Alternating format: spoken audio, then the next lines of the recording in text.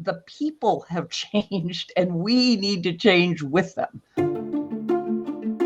We need to come together and reconceive ourselves. In this century, thought must be connected to a direct theory of change. What we are selling is not just ideas. It's ideas married to action for the purposes of change. Think tanks have a really special role to play in the larger policy and evidence ecosystem, spanning those boundaries in ways that have the potential to make consequential decisions better than they otherwise would be. The challenges are interconnected, and the value of a think tank is also the interdisciplinarity and bringing together these different ideas and disciplines and skills that can really help you address challenges in a different way. They will move from just generating evidence to also working with social movements to affect change. There is more than ever before the need to look into what we're doing, how we're doing it, and first and foremost, why we're doing it.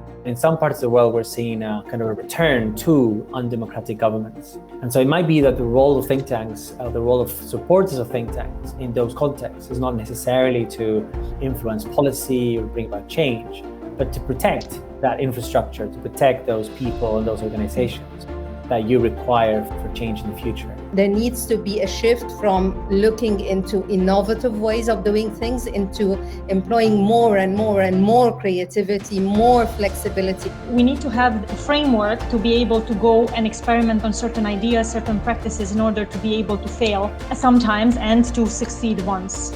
Knowledge building, getting all these evidence kind of like together and building on it instead of having all these different ideas being dispersed. Maybe there's a role for kind of like organizing, synthesizing, and building from it. Everybody has a role to play in bringing an idea to fruition. There are people who can draw, there are people who can write, there are people who can project manage. Try to get the most diverse team, but make sure you have the people in place who culturally and language-wise know how to speak and relate with your key audiences. And that will remain a constant challenge to be globalized and mobile, but also very local. What if we thought about the future of the think tank scene as the Finnish or the Swedish think about education system?